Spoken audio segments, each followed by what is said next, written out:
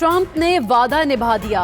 अमेरिकी सदर की प्रेस कॉन्फ्रेंस में भी पाकिस्तान की तारीफें, पाकिस्तान और भारत में सालिसी की फिर पेशकश कर दी। बोले, मोदी से पाकिस्तान और सालिसी के मुतालिक बात हुई।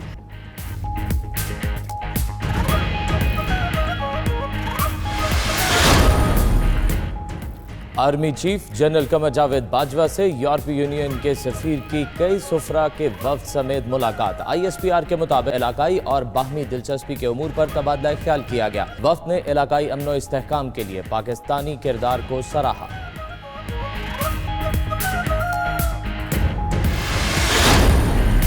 8 हफ्ते मज़ीद हम दे चुके हैं, इसलिए हम आज ये मामला काबीना में लेकर गए। काबीना ने ये फ़ैसला किया कि इसमें मज़ीद तोसी जो है वो ना कानूनी लिहाज से, ना इखलाकी लिहाज से और ना ही मेडिकली बनती है। तो हमने इस पर आज जो है वो फ़ैसला ये किया कि मज़ीद इसमें तोसी नहीं की जाएगी।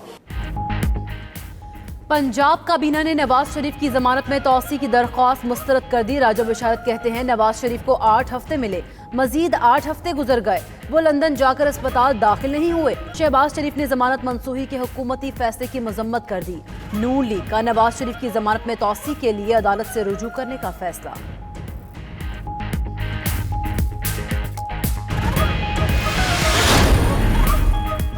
लीगी रहनुमा शाहिद खाकान और एहसन इकबाल की भी जमानतें मंजूर। इस्लामाबाद हाई कोर्ट का 1-1 करोड़ के मुचलकों के एवज रिहाई का हुक्म। नैब का दोनों की जमानत मनसूखी के लिए सुप्रीम कोर्ट से रुजू का फैसला। उधर नवाज शरीफ के भतीजे यूसुफ अब्बास चौधरी शुगर केस में जमानत पर रहा। लाहौर हाई कोर्ट में मरियम नवाज का नाम ECL से निकालने की दरख्वास्त पर समाअत। मुआवनत के लिए अटॉर्नी जनरल की आइंदा हफ्ते तलबी। कौमी एयरलाइन में 6 एयरबस तैयारों की खरीदारी में $4.5 करोड़ करप्शन की तहकीकात। FIA ने साबिक MD PIA एजाज हारून समेत 4 अफसरान को रिकॉर्ड समेत आज तलब कर लिया। साबिक director engineering and maintenance Iftikhar Gill, assistant manager technical services Jahanzeb Khan, deputy chief engineer Junaid Khan भी शामिल।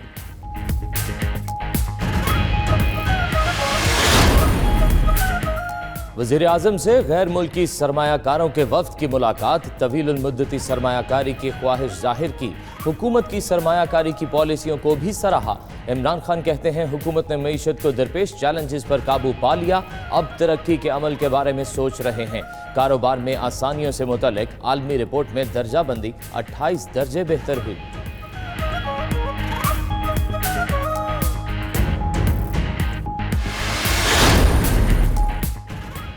अटॉर्नी जनरल खालिद जावेद खान की वज़ीर आज़म से मुलाकात, कानूनी उमूर से मुतालिक आगाह किया।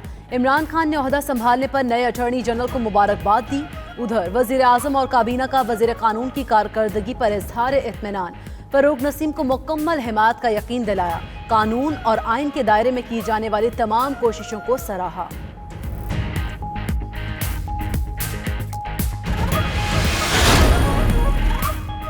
वफाकी काबीना का इजलास। कसीरुल मंजिला इमारतों की इजाज़त समेत कई एजेंडा आइटम्स भी मंजूर।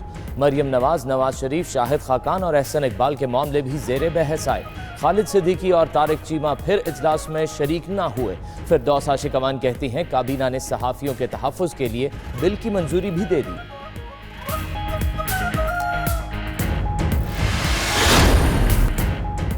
सरकारी हज स्कीम के लिए दरख्वास्तों की वसूली आज दूसरे दिन भी जारी रहेगी। पहले दिन मुल्क भर के 13 नामजद बैंकों में 12,931 हज दरख्वास्तें वसूल हुई।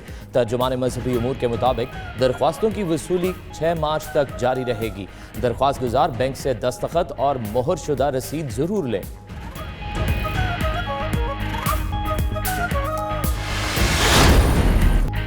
पाकिस्तान सुपर लीग का मेला आज से मुल्तान में सजेगा। दूसरे मरहले के मैच 2 दिन के वक्फे के बाद आज शुरू होंगे।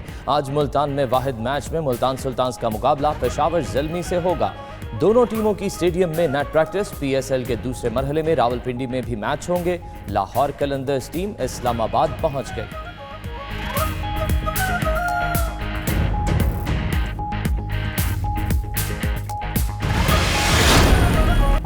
जामिया कराची में 27वां सालाना 3 रोज़ा कुतुब मेला। पहले रोज बड़ी तादाद में तलबा और तालिबात ने कुतुब मेले में शिरकत की।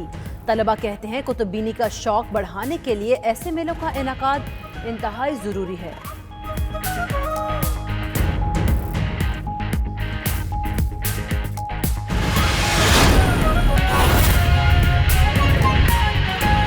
1498 के तहत कि उनकी बेल में तोसी कर दी जाए।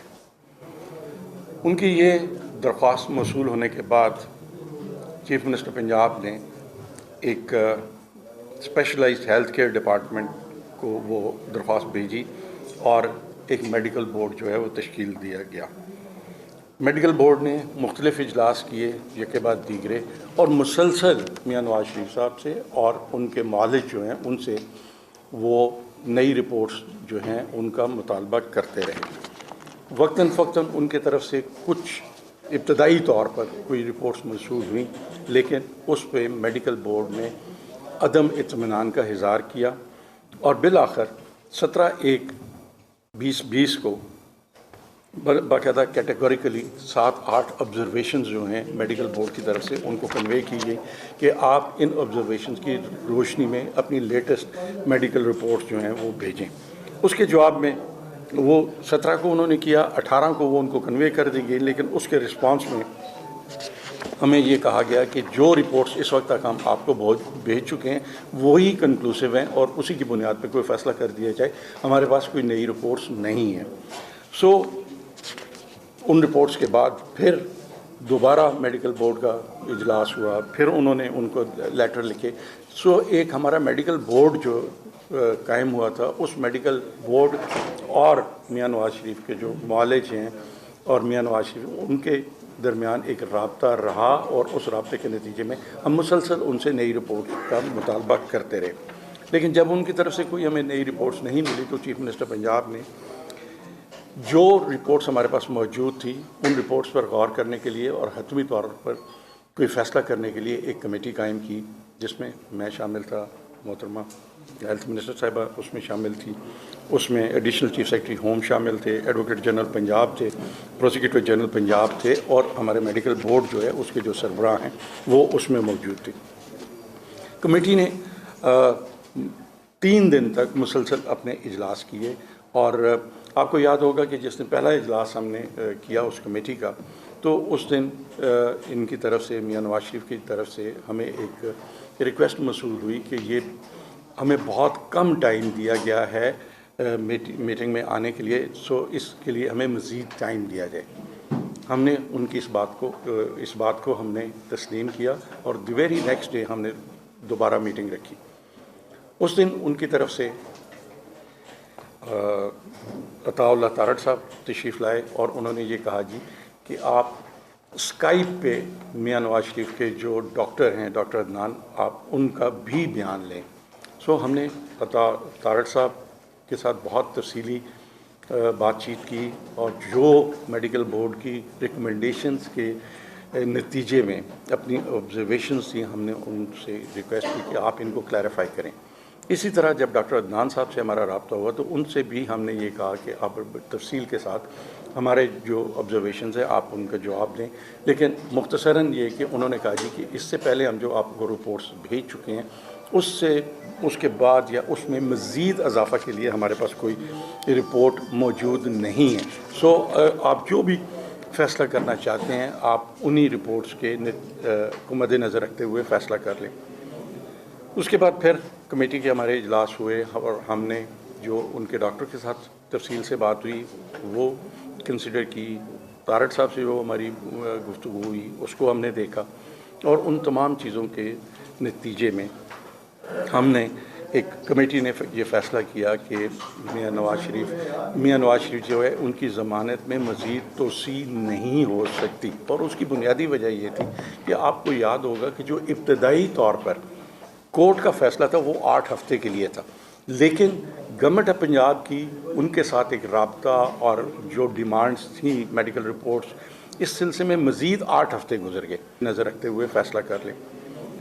उसके बाद फिर कमेटी के हमारे इजलास हुए और हमने जो उनके डॉक्टर के साथ तफसील से बात हुई वो कंसिडर की, तारड़ साहब से जो हमारी गुफ्तगू हुई उसको हमने देखा हुए और हमने जो उनके डॉक्टर के साथ तफसील से बात हुई वो कंसिडर की, तारड़ साहब से जो हमारी गुफ्तगू हुई उसको हमने देखा और उन तमाम चीज़ों के नतीजे में हमने एक कमेटी ने ये फ़ैसला किया कि मियाँ नवाज शरीफ जो है उनकी ज़मानत में मज़ीद तोसी नहीं हो सकती। और उसकी बुनियादी वजह ये थी कि आपको याद होगा कि जो इब्तदाई तौर पर कोर्ट का फ़ैसला था वो 8 हफ्ते के लिए था।